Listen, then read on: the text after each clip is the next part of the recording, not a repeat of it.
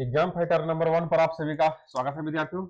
चलिए पर क्लास चल ही रहा है। पिछले हम लोग सैंपलिंग देखे थे, निदर्शन देखे थे और आज हम लोग प्रश्नावली देखेंगे। देखिए, सैंपलिंग, क्वेश्चनर, साक्षात्कार अनुसूची, ये सारा चीज से मतलब आपका क्वेश्चन आता ही है, नहीं कि सवाल नहीं कि नहीं आता है। 3-4 टॉपिक ऐसे मेथोलॉजी में जहां से सवाल बनता ही है और हम वहां तक आपको क्वेश्चन को लेकर के आए हैं कि जहां से सवाल पूछा जाता है।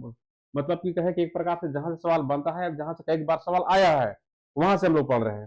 तो हम लोग पिछले क्लास में निदर्शन देखे थे और हम लोग अभी आज देखेंगे प्रश्नावली। देखिए, प्रश्नावली से क्वेश्चन आता है, 100% आता है और निफिक्र रहिए कि सवाल आएगा ही नहीं कि सवाल है नहीं। अब तक का रिकॉर्ड है कि मेट्रोलॉजी में जैसे अनुसूची हो गया, प्रश्नावली हो गया, साक्षात्कार हो गया, सैंपलिंग हो गया, इससे सवाल बनता ही है, नहीं कि सवाल ही नहीं है। तो हम लोग एक मेट्रोलॉजी का इंपोर्टेंट चैप्टर का है कि एक प्रकार से सेकेंड यूनिट का लेकर के आए हैं और इसको आप फास्ट करेंगे। और चलिए इसको पहले हम लोग समझ लेते हैं, फिर लास्ट में बात करेंगे। तो देखिए, प्रश्नावली यानी कहे क्वेश्चनर, ये क्या है, ये होता क्या है प्रश्नावली। प्रश्नावली क्वेश्चनर आपको ऐसा सुना सुनाया वर्ड लग रहा है जिसे कह रहा है क्वेश्चनर, यानी प्रश्नावली, प्रश्न, सीधी सी बात एक लाइन में। अभी होता क्या है, इस प्रकार किस प्रकार के सवाल आते हैं, इनसे क्या होता है, इसको बारे में हम लोग अच्छे से देखते हैं। देखिए, प्रश्नावली प्रश्नों की एक सूची अथवा क्रमबद्ध तालिका है। प्रश्नों को एक प्रपत्र पर छपवाया जाता है तथा यह प्रपत्र सूचना के व्यक्तिगत संपर्क द्वारा या डाक द्वारा उसे भेज दिया जाता है तथा वह इस पर प्रश्नों का उत्तर देकर अनुसंधानकर्ता को वापस देता है। देखिए, अब इसको हम एक लाइन में समझते हैं कि देखिए, जो प्रश्नावली है ये प्रश्नों का एक सूची है। यानी कहे कि अनुसंधानकर्ता होता है जो जिस फील्ड में रिसर्च करता है, तो उसे अगर कहीं से डेटा लेना है किसी गांव से, जैसे सामाजिक आधार पर, आर्थिक आधार पर, राजनीतिक, जो आधार पर उसको डेटा लेना है, तो क्या करेगा, एक ब्लैंक पेपर में क्वेश्चन को छपवा देगा। वही क्वेश्चन जैसे क्वेश्चन छपता है, आप लोग देखते हैं तो एग्जाम में दिए होंगे तो जैसे क्वेश्चन छपे छपाए मिलता है, तो उसको क्या करेगा, उसी में प्रश्न लिख करके उसको पास डाक के द्वारा दूसरे के पास भेज देगा। और वो व्यक्ति क्या करेगा कि उसको क्वेश्चन आंसर, यानी जो आप जिस पूछ रहे हैं उसको उधर से भर करके आपको फानू पास और जो सूचनादाता है वो भेज देगा। यही क्या होता है प्रश्नावली। ठीक है, इसको हम प्रकार में और समझेंगे, लेकिन आपको मोटा मोटा बात ये समझ में जाना चाहिए कि प्रश्नावली क्या होता है।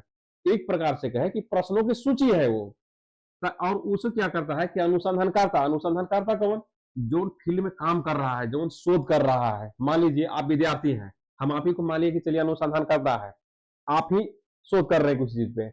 अगर आपको कहा जाए कि वर्तमान समय में मान लीजिए कि आप अनुसंधान करता है और आपको जो ट्राइब्स है उसकी इकोनॉमी समस्या के बारे में आपको जानकारी लेना है, तो आप क्या करेंगे, आपको जाना नहीं है, पर्सनालिटी का इस्तेमाल करना है क्योंकि मेथोलॉजी के आप यूज कर रहे हैं, तो आप क्या करेंगे, उसको आप प्रश्न छपवाएंगे। मान लीजिए पूछेंगे कि आपके पास रोजगार है या नहीं है, आपका मकान कैसा है, कैसा है, पका है, आपके संतान कितने हैं, आपके एजुकेशनल स्टेटस क्या है, आपका मैरिटल स्टेटस क्या है, आप क्या करते हैं, आपकी आय के साधन कितना है, मंथली कितना है, ये सारी चीज टोटल एक सपोजेट बना लेंगे और उसको आप डाक के माध्यम से उसके पास भेज देंगे। या वो व्यक्ति क्या करेगा कि आपका भेजा हुआ जो क्वेश्चनर है वही प्रश्नावली उसको पढ़ेगा, देखेगा, फटाफट टिक करेगा, उसको भरेगा और फिर आपको पास उस डेटा को आपके पास रिफंड कर देगा, भेज देगा। तो यही क्या होता है प्रश्नावली, यानी प्रश्नों की सूची है और अनुसंधानकर्ता डाक के माध्यम से इसी प्रकार कहेंगे सूचनादाता के पास भेज देता है और वो व्यक्ति उसको उधर से पढ़ के समझ के उसमें कहें कि एक प्रकार से लिख के भी, अगर टिकअप नहीं है, अगर आप खाली छोड़ दिए हैं तो वो अपने मन के बात उसमें लिखेगा। अगर पढ़ने लिखा व्यक्ति है तो पढ़ के लिख के और फिर आपको रिफंड कर देगा। यही है प्रश्नावली, मोटे मिसाल बातों में समझे तो प्रश्नावली में ज्यादा कुछ है नहीं। देखते हैं, देखिए प्रश्नावली की हम लोग विशेषता देखते हैं। प्रश्नावली तो समझ लिए, इसका डिफिनेशन कॉन्सेप्ट क्या है।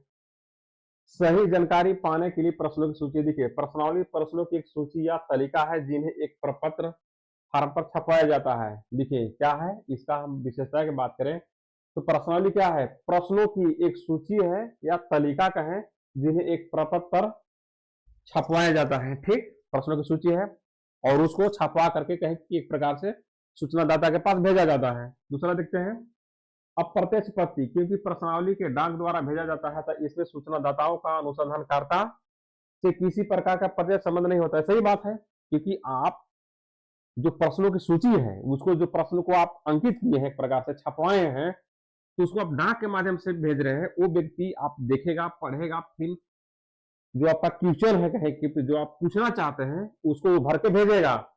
तो ये अप्रत्यक्ष पत्र है, क्योंकि आप उसके से व्यक्ति के आप अनुसंधान करता है, सूचना चाहता के संपर्क में है तो नहीं, चलिए आपकी समस्या क्या है, आप पूछ के लिख रहे हैं, ऐसा तो नहीं ना है।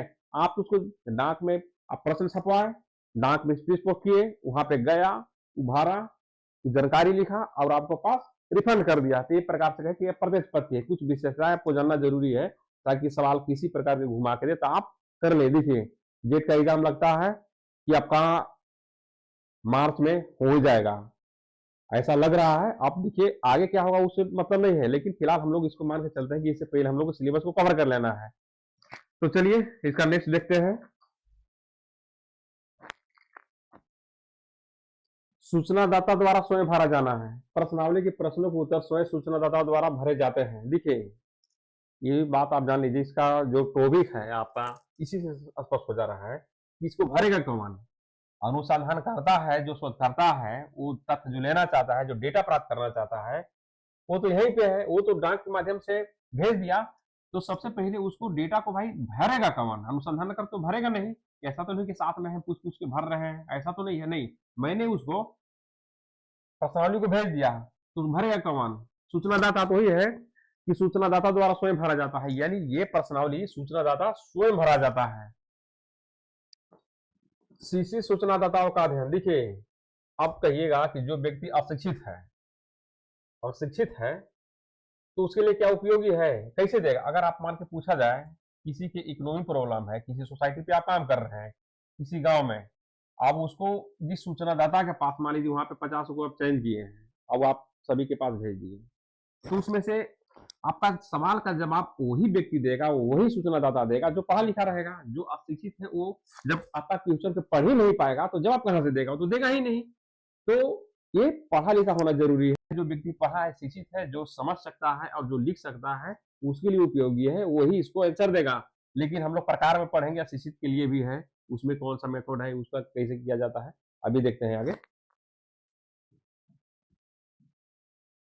विस्तृत क्षेत्र का अध्ययन। अब भाई ये क्या है विस्तृत क्षेत्र का अध्ययन, सही बात है, क्योंकि मान लीजिए एक अनुसंधान करता किसी 2 गांव का चयन करता है वहां से डेटा लेने के लिए कि हमको वहां से जो जानकारी लेना है 2 गांवों से, लेकिन वहां मान लीजिए 500 व्यक्ति है, 500 से मिलना संभव नहीं है, तो क्या करेगा उसके लिए, उसी लिए सबसे एक मेथड को अपनाएगा, प्रश्नावली को प्रश्न पत्र छपवाएगा और डाक के माध्यम से उसके पास भेज देगा। और क्या होगा उसमें से, मतलब कहें कि मिलने का जाने का जो झंझट था वो खत्म हो गया, आपका समय भी बच गया, धन भी बच गया, और विस्तृत क्षेत्र का आप इसे अध्ययन आसानी से कर लेंगे। तो यही है कि विस्तृत क्षेत्र का अध्ययन यानी बड़ा क्षेत्र का अध्ययन इससे संभव है, और ये फैक्ट भी है।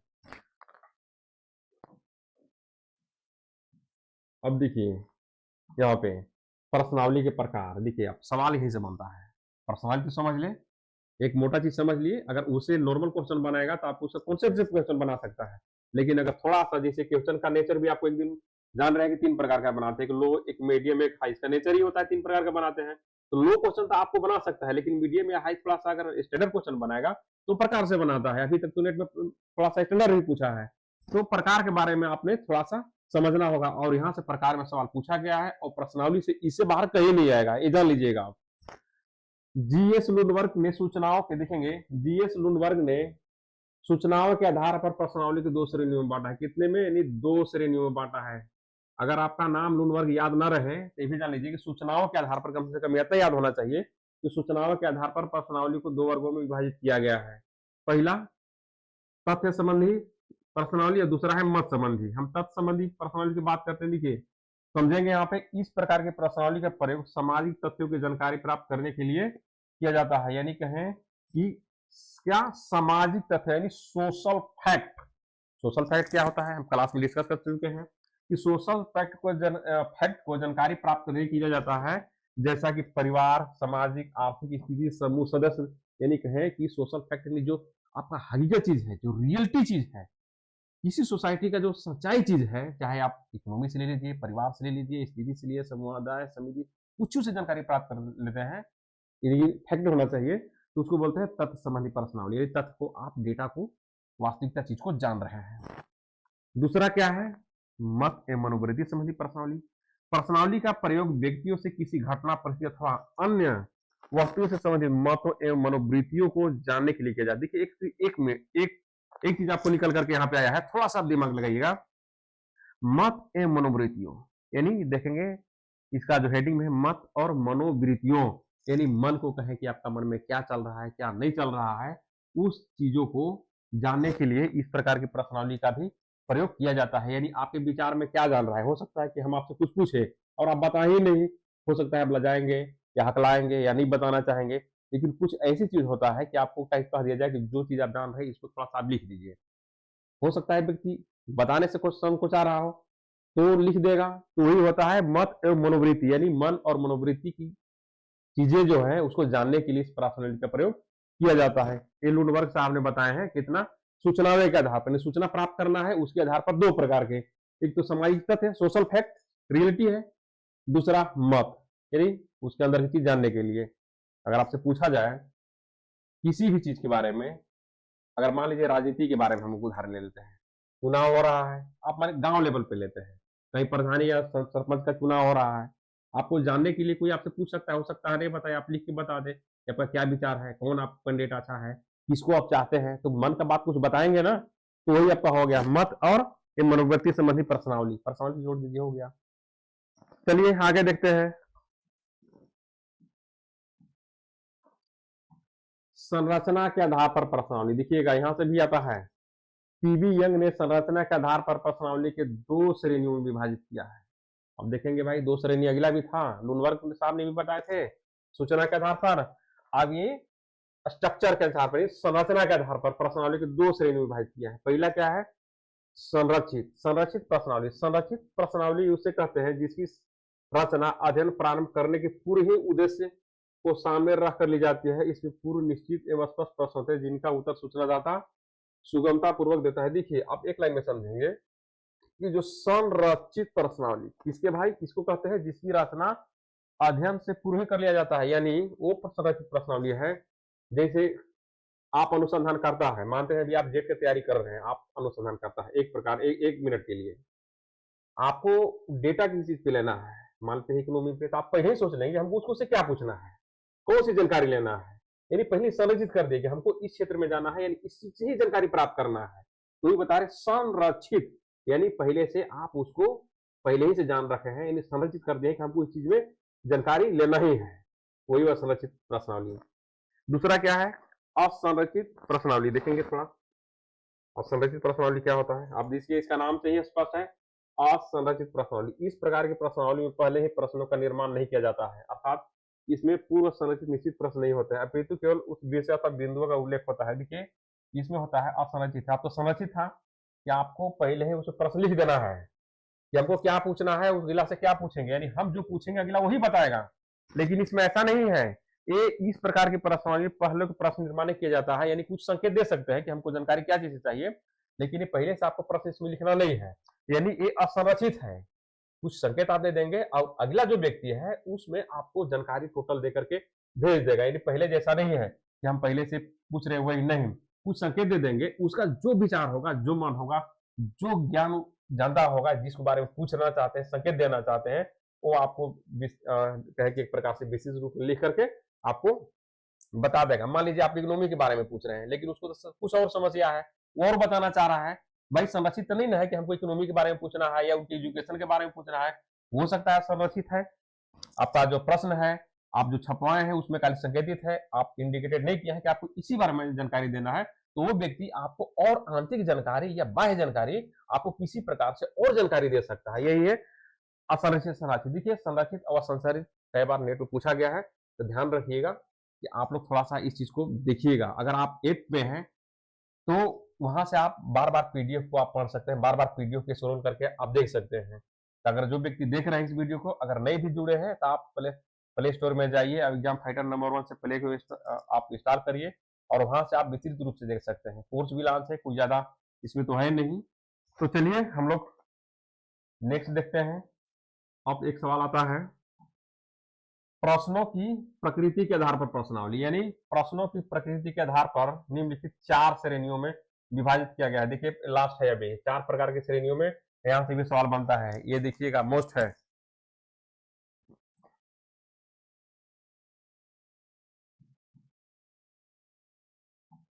देखेंगे पहला है प्रतिबंधित प्रश्नावली। अब ये क्या होता है? प्रतिबंधित प्रश्नावली। देखेंगे यहाँ पे इस प्रकार की प्रश्नावली में सभी प्रश्न प्रतिबंधित होते हैं, अर्थात प्रत्येक प्रश्न के साथ उसके संभावित वैकल्पिक उत्तर दिए जाते हैं। सूचनादाता का चयन करके उसे केवल टिक का निशान लगाना होता है। ऐसे जैसे मान लीजिए ए है, बी है, सी है, डी है, मान लीजिए तो किसी अब समझा लेते हैं आपको। देखिए इस प्रकार के जो प्रतिबंधित प्रश्नावली है, यानी प्रतिबंधित यानी प्रतिबंधित किया गया है, यानी उसमें आप कुछ नहीं कर सकते, नहीं पहले से क्वेश्चन लिखा गया है उसमें और 4 गो आंसर भी दिया गया है, यानी प्रतिबंधित है। आप क्या करेंगे उसको कि उसी में से क्वेश्चन पढ़ेंगे और उसी क्वेश्चन के नीचे 4 गो ऑब्जेक्टिव आंसर दिया गया है ए बी सी डी, और उसको जो आप चुनेंगे उसी में टिक मार देंगे। मान लीजिए अगर ये है ए के टिक मार देंगे, बी है तो बी के मार देंगे, सी है तो सी के, इन चारों में से किसी एक कम मार देंगे।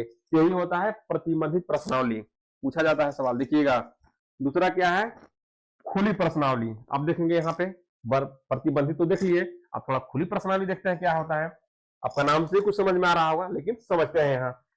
यह वह प्रश्नावली है जिसमें ऐसे प्रश्न की रचना की गई है जिनके उत्तर असीमित अथवा अप्रतिबंधित होने से उत्तरदाता ठीक समझता है वह उत्तर लिख देता है। इसका प्रयोग अधिकाधिक व्यक्तियों के मत अथवा राय जानने के लिए किया जाता है, क्योंकि ऐसे अध्ययनों में वैकल्पिक उत्तर पहले से देना संभव नहीं होता है। आप समझेंगे ये तो बंद से समझ लिए कि बंद क्या था, अब भाई खुला है ये, एक भी कुछ नहीं मिलेगा इसमें, ध्यान रखना। इसमें खाली प्रश्न रहेगा, आपका काम मत है, विचार है, बस प्रश्न है और अपने मन से लिखिए, भरिए। यानी ये समझ लीजिए कि भाई एक बंद था, उसमें 4 ऑप्शन दिया गया था, इसमें प्रश्न दिया गया है, इसमें अपने मत के विचार के लिखेंगे और उसे भेज देंगे। चलिए तीसरा देखते हैं, मिश्रित प्रश्नावली। इस प्रकार की प्रश्नावली में प्रतिबंधित तथा अप्रतिबंधित, देखेंगे एक वर्ड है थोड़ा सा आप लोग, इस प्रकार की प्रश्नावली में मिश्रित, यानी मिश्रित मतलब मिक्स, क्या मिक्स, दोनों प्रकार के, यानी बंद और खुला दोनों प्रकार के। इस प्रकार प्रश्न में प्रतिबंधित तथा अप्रतिबंधित दोनों प्रकार के प्रश्नों को सम्मिलित किया जाता है। यानी कहें कि इस प्रकार के हम एक वर्ड में समझ लेते हैं कि इस प्रकार का जो प्रश्न है तो 2 प्रकार के हैं, एक तो ऑब्जेक्टिव है और एक ऑब्जेक्टिव नहीं भी है। कुछ में आपको टिक मारने के लिए रहेगा कि आप इसको प्रश्न पढ़िए और इसको टिक मार करके आप भेज दीजिए, और कुछ प्रश्न ऐसा रहेगा उसी में कि कोई टिकों को नहीं, खाली प्रश्न है, आपने उसको पढ़िए और क्या बोल रहा है उसमें अपना मत को रखिए। यानी दोनों प्रकार के मिश्रित है, यानी मिक्स है, दोनों जो हम ऊपर बताया आपको टाइप वो दोनों मिक्स है, इसमें कोई हो गया मिश्रित। लास्ट है चित्रमय प्रश्नावली। देखेंगे चित्रमय प्रश्नावली, देखेंगे इस प्रकार के प्रश्नों में प्रश्नों के संभावित उत्तर चित्रों द्वारा दिखाए जाते हैं। इन देखेंगे चित्रों द्वारा दिखाए जाते हैं, इस अर्थ में यह भी प्रश्नावली है एक रूप है, क्योंकि इसमें भी उत्तर चित्रमय संकेतों के चुनने पड़ते हैं। अब देखिएगा इस प्रकार के जो प्रश्नावली होते हैं चित्रमय प्रश्नावली में अगर चित्र देख के आपको आंसर देना है तो देखो यहाँ पे शिक्षित होना कोई जरूरी नहीं है, लेकिन हम लोग कॉन्सेप्ट में क्या पढ़े थे, तो एजुकेशनल के जो व्यक्ति पढ़े लिखे हैं उसके लिए जरूरी है, ताकि वो, क्योंकि उसे ऑब्जेक्टिव पूछना है तो पढ़ के ऑब्जेक्टिव करेगा, आपको भेजेगा, या डिस्क्रिप्शन में अगर उसको लिखना है विस्तृत रूप से तो विस्तृत रूप से लिख के भेजेगा। लेकिन यहाँ देखिए चित्रमय प्रश्नावली है जो अशिक्षित लोग भी उसको देख के समझ के टिक कर सकता है। तो ये बता रहा है कि इस प्रकार की प्रश्नावली का प्रयोग कम शिक्षित कम बुद्धि वाले लोगों से सूचना प्राप्त करने के लिए किया जाता है। यानी कहे कि नहीं पढ़ा लिखा व्यक्ति है तो भी चलेगा, क्योंकि चित्र देखेगा, चित्र देखे तो समझ ही सकता है कि उसमें लिखना पढ़ना ज्यादा है नहीं, थोड़ा बहुत है तो भी चल जाएगा। नहीं समझ रहा है तो भी चित्र, अगर यदि कुछ भी जान रहा है थोड़ा सा भी, चित्र देखे खाली समझना है तो चित्र देख के समझ के ठीक करिए सकता है, बोलिए सकता है कि हाँ ये ऐसा कर रहा है। तो चलिए ये रहा आप लोग का प्रश्नावली, और आप लोग प्रश्नावली का अच्छे से समझे होंगे। देखिए अब सवाल एक उठता है कि प्रश्नावली से क्वेश्चन कहाँ से आता है, तो प्रश्नावली से क्वेश्चन आता है, ध्यान रखिएगा आता है, आपसे भी पूछा जाएगा, नहीं कि नहीं पूछा जाएगा, क्वेश्चन बनेगा ही प्रश्नावली से। अब सवाल उठता है, देखिए कॉन्सेप्ट से पूछ सकता है, जो आपको कॉन्सेप्ट में बताए हैं इसके टाइप से बनते हैं, बस ज्यादा कुछ नहीं है। अगर ऐसे भी पीडीएफ इसका 2-3 बार देखेंगे तो आपको समझ में आ जाएगा। तो हम लोग पिछले क्लास में क्या देखेंगे, सैंपलिंग देखे थे, निदर्शन। आज हम लोग प्रश्नावली देखेंगे, इसका अनुसूची है 1-2 पॉइंट कुछ कुछ जो है हम लोग मेन मेन चीज को देख लेंगे। तो चलिए फिर हम लोग नेक्स्ट क्लास में मिल लेंगे, और बस एक हम लोग 1 यूनिट चला रहे थे, उसमें से जो थ्योरी का कुछ पार्ट बचा हुआ है, तो हम लोग जब कल से 2 क्लास करेंगे तो एक थ्योरी का कर लेंगे, एक इसका करेंगे, और बहुत जल्द ही इसको कंप्लीट करेंगे। मैक्स वेबर और इस्माइल दुर्की का हम लोग कंप्लीट किए हैं, एमसीक्यू किए हैं। मार्क्स हम लोग पढ़ेंगे, मार्क्स आपको पढ़ेंगे, क्योंकि मार्क्स सोशियोलॉजी में बहुत इंपॉर्टेंट है। वहां से सवाल 3 4 5 में सवाल बनता ही है, नहीं तो कुछ सवाल ही नहीं उठता है। तो हम लोग उसको भी देखेंगे। और मैथोलॉजी देखिए, इसमें जो मेन मेन चीज आपको पढ़ना है, देखिए सोशियोलॉजी में मेन चीज क्या है, एक थ्योरी और दूसरा मैथोलॉजी। अगर दो चीज में आपने पकड़ बना लिए तो समझिए कि आपका जेट हो ही गया, क्योंकि दो ही चीज आपको सबसे ज्यादा सवाल भी बनते हैं और दो ही थोड़ा सा टफ भी है। अब बाकी जो आएगा समुदाय, समिति, संस्था, परिवार, विवाह, नेतादारी, या जो भी सिलेबस है, ज्यादा कुछ उधर है नहीं। हम तो जो मेन है यही है। तो हम लोग दो को इसको बहुत जल्द ही कंप्लीट करके नेक्स्ट यूनिट में घुसेंगे। तो चलिए हम लोग कल मिलते हैं, तब तक के लिए थैंक्स।